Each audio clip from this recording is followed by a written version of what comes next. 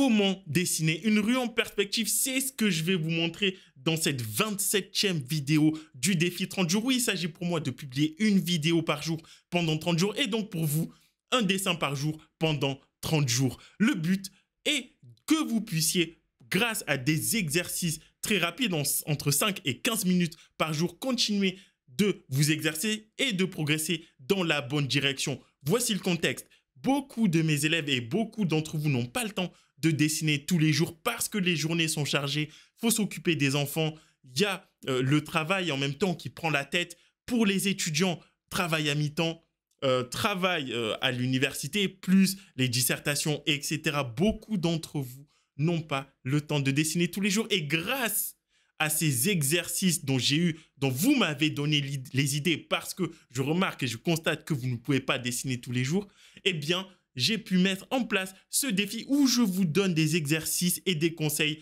à mettre en place chaque jour, que ce soit n'importe où que vous vous trouviez grâce à ce carnet ou même avant d'aller dormir le soir. En même temps, si vous me découvrez dans cette vidéo, abonnez-vous pour ne rater aucune des vidéos que je publie chaque jour et partagez-moi ce défi 30 jours en masse pour que d'autres personnes puissent apprendre et progresser en dessin. En même temps, je vous donne l'occasion de pouvoir apprendre davantage en accédant à toutes mes formations Artcademy Atelier gratuitement pendant 5 jours.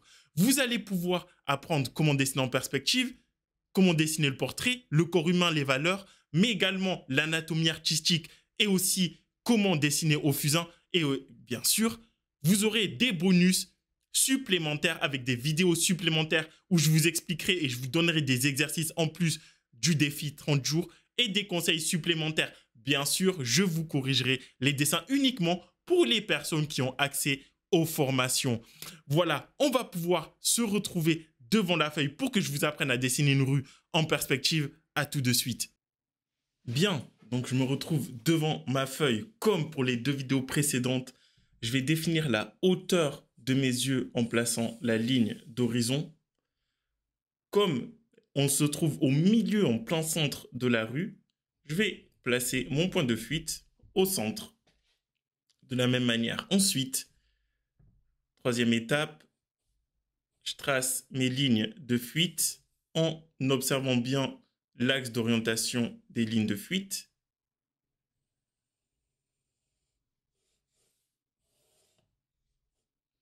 Voilà. Celles qui se trouvent sous la ligne d'horizon vont fuir vers le haut. Je simplifie tout simplement. Je ne vais pas dessiner les lignes de fuite de chaque immeuble, mais vraiment une grande ligne de fuite.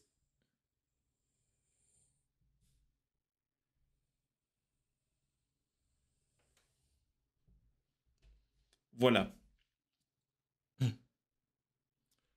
Ensuite, hop, je vais simplifier également ligne de fuite pour les places de parking.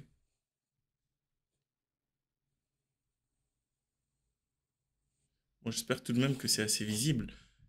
Et là, bon, ça peut paraître brouillon, mais maintenant, je vais dessiner les lignes de fuite.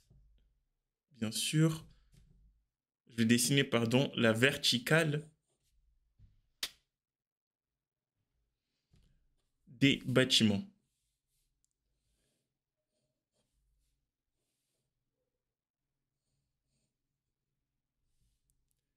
Verticale des bâtiments de cette manière, comme un grand bloc, en fait. Admettons, là, ici, les verticales dépassent de la hauteur de la feuille, mais admettons que je m'arrête à ce niveau-là.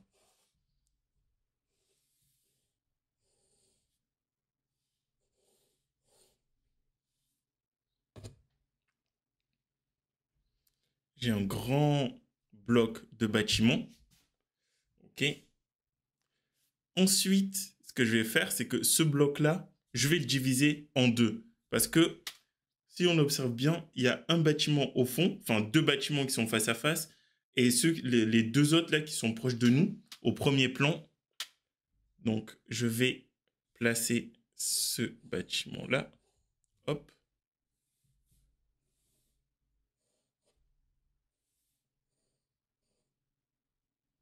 Ensuite, les lignes horizontales, les horizontaux restent horizontaux et les verticales restent verticales.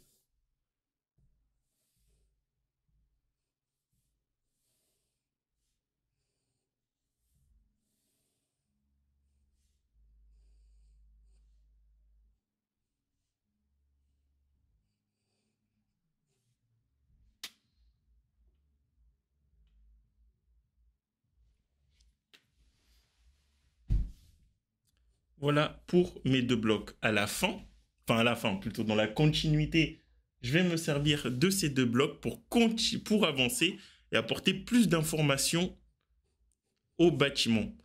Sur chaque extrémité des bâtiments, on a une surélévation des toits ou un étage supplémentaire, ce que je vais ajouter au bâtiment.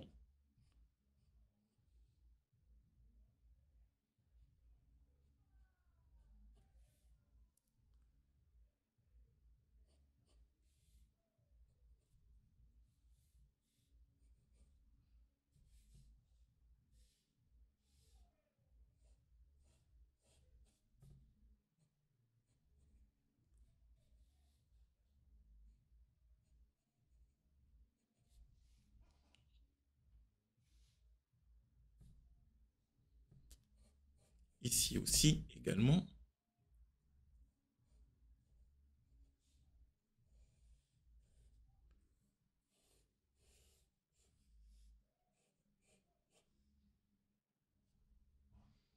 Non, proche de nous, on ne les voit pas, donc ils ne sont que là.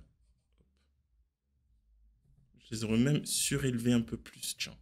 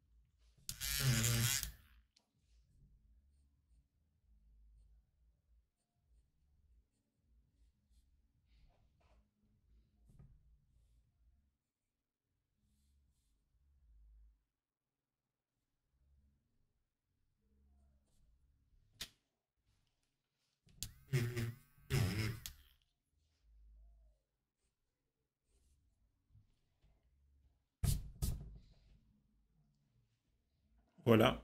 Et chaque ligne qui fuit vers le fond, donc fuit vers le point de fuite. Donc maintenant, je vais commencer à construire les fenêtres.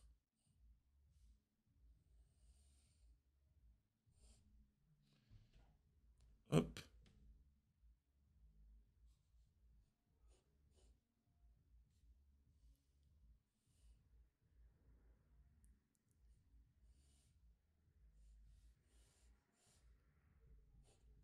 Je commence à construire petit à petit de manière à ce que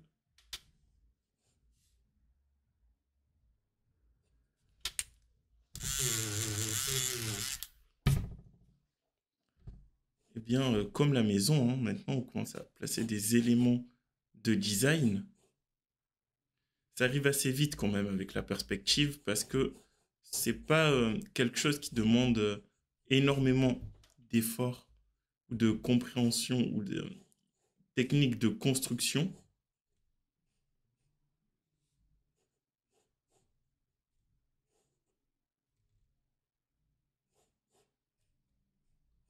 Une fois qu'on a respecté les trois bases et qu'on les maîtrise, eh bien, tout le reste est assez simple hein, finalement.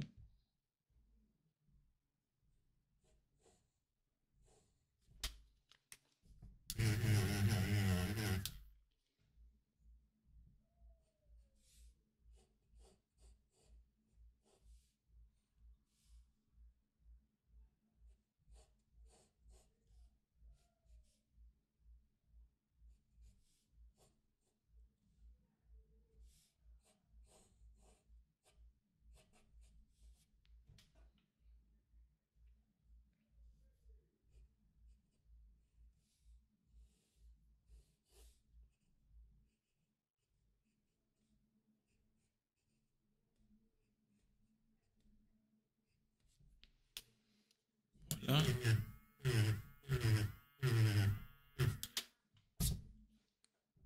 En fait, j'ai pas forcément besoin de vous montrer toute l'illustration parce que ça prendrait du temps et on n'a que 15 minutes. Ça en fait déjà 8. Mais une fois que vous avez compris le système, vous n'avez pas besoin de dessiner toute l'illustration en quelques minutes, d'accord, en fonction du temps que vous avez. Mais vous pouvez vous concentrer seulement sur la partie droite, par exemple. Placer tous les éléments de construction. Laissez le reste en esquisse pour faire comprendre que vous avez compris les bases de la perspective et comment construire et obtenir une rue urbaine, une ville, comment dessiner.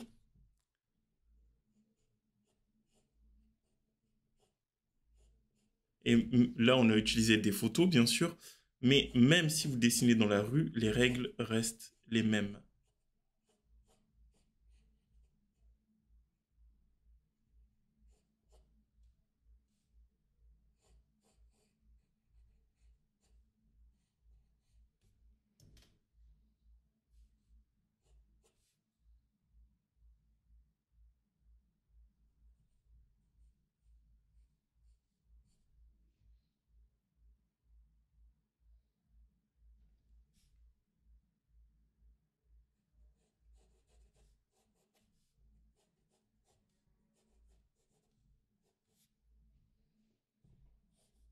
Voilà. Maintenant, ça, c'est le repère des parkings, des places de parking. Donc, ce que je vais faire, c'est que je vais dessiner des lignes horizontales, comme ça. Et entre chaque ligne ici, eh bien, on va placer une voiture.